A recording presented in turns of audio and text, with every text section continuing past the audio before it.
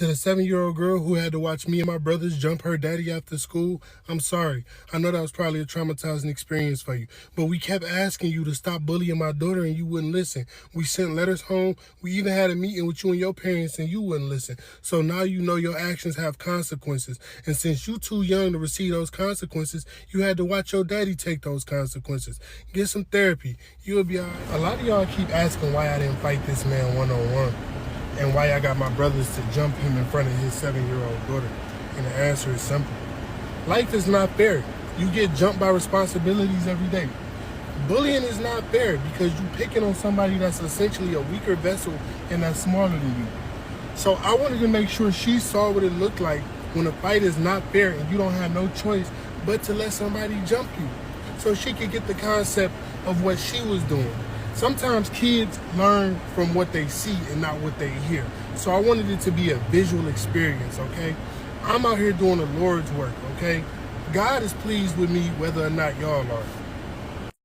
You know, I had to go back. I also want some other people to pay very close attention to that picture because I'm like, that's a pretty interesting, piece of jewelry that you got there. And it's very interesting that you also decided with that jewelry to do what it is that you did and to, go online and to publicize it. Very interesting that you're starting to see this more and more. But anyways, I find it interesting, right, that this father, his daughter was getting bullied by another little girl.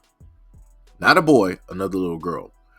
So because this was, in a sense, happening, the father never stated that the other girl put hands directly on her or anything like that, that they got into fights and yada, yada, yada. Didn't state any of those things, at least in these two videos. And he decided the best way to, in a sense, go about it was like, hey, we went through school. We went through, parent-teacher conference, sent out letters, all this other type of stuff. But in a sense, nothing worked. So what we opted to do was that I got myself and my brother to basically jump your dad because you didn't want to listen in order to teach you a lesson, because you're not, old enough to learn them lessons. Now, that's my key part. So what are you specifically saying as a man? So if she was old enough, if she was a teenager, then what? Are you saying that you would have potentially put hands on her, or are you saying that you would have got female family members to basically jump her? Because again, I want to state that this is a very dangerous road to walk, because when people are emotional and things are happening, people lose control. A lot of people, it's very rare instances, unless people are trained fighters, it's very rare instances that ordinary normal people can control themselves when they're fighting, especially men. I've watched too many videos directly on TikTok throughout the weeks and the months of watching men directly fight other men. And after the other guy is down, it's pretty much said and done. He can't defend himself. He's not getting up trying to block. He's not even trying to get up to retaliate. And then you'll have not only the main man that decided to have the one-on-one fight with the guy, but then you'll have other dudes on the side that want to come in there and start throwing all types of kicks to an unconscious person, start kicking him in the back of the head. And I'm not sure if people actually understand how sensitive the back of the head is. This is why whenever you see boxing matches, they tell you, you do not do that. If your opponent turns around, you do not strike the back of the head. There was a black fighter who fought somebody else, and he was throwing a lot of illegal punches. He was fighting very dirty.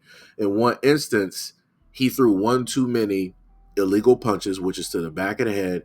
And that guy, who was a boxer, who was a very promising boxer, had a very promising career, he ended up almost in a vegetative state. Right? That guy, he can't do anything. There's no boxing. There's no talking. He is literally stuck in his own body, just waiting for the end. That is it. While the other guy is, boo-hooing and crying like, oh, I'm so sorry that, this happened and I didn't mean for that. No, you did mean for that to happen. You did it on purpose. So, like I said, and that's in the professional realm. So just imagine what takes place on the streets. Right? You got groups of people directly out there. Everybody is emotional. You got mob chaos taking place and happening. And then you have stuff like this. And again, this is why I stated to people that social media is very, very dangerous. It's a double-edged sword because this man is sitting up here promoting the fact that, yo, I set up there and handle business, and if things don't basically go the way that you expect them, you should do exactly what it is that I did. If the school ain't gonna do nothing, if the parents ain't gonna do nothing, do what I did as the third option to pretty much settle everything. And you know, the stories that nobody really talks about because they rarely live to tell the tale is a story of retaliation. So all the times that you see parents and other individuals deciding that they want to handle this in a physical means, that other person is left there, broken, battered, embarrassed, pride and ego diminished. And you know what? Everybody was sitting up here filming me. All of these people were sitting up here laughing. I got embarrassed in front of my own child because I got jumped by two men. Who's to say that that man isn't going to have the nerve to want to retaliate in a multitude of different ways, which could be very detrimental, which could change, alter a lot of lives? Like I said, they're not thinking about that. None of them are thinking about that at all. And then the other thing that they're not thinking about is this more than likely happened in front of kids. So, and again, I'm just guessing because I know how reckless a lot of adults are. They tend to want to do things on site. So as soon as they see a parent directly at the school, oh, we jumping out the car and we about to sit up there and start flash mob. We about to start dancing on you, right? So if they did this in front of kids, what is that then teaching the kids? That violence is the way to handle any and all situations. And then what's going to be the responsible actions to take away, to, in a sense, learn, to carry on? Nothing. That violence begets violence. That's it. Because 9 times out of 10, when it deals with men and violent things take place, this is what happens. It's a rare instance, especially in this timeline, that if a man gets attacked, that he is not going to sit up there and retaliate. So like I said before, as he stated, things happen. Life is unfair. So if that man decides to retaliate and whatever decision that man decides to do alters a multitudes of lives, then, it is what it is. Life happens. Life is unfair. Like I said, the same logic that people like to spit and put directly on social media, I hope that they are prepared to deal with those same consequences and that exact same logic when the shoe is on the other foot. Because it's all fine and dandy when you're the one sitting up there raining down, throwing the blows and doing all these other types of things. And then the other thing that people aren't looking at, while I saw a lot of people online gassing this up, is like, so he's just going to keep going through life doing this?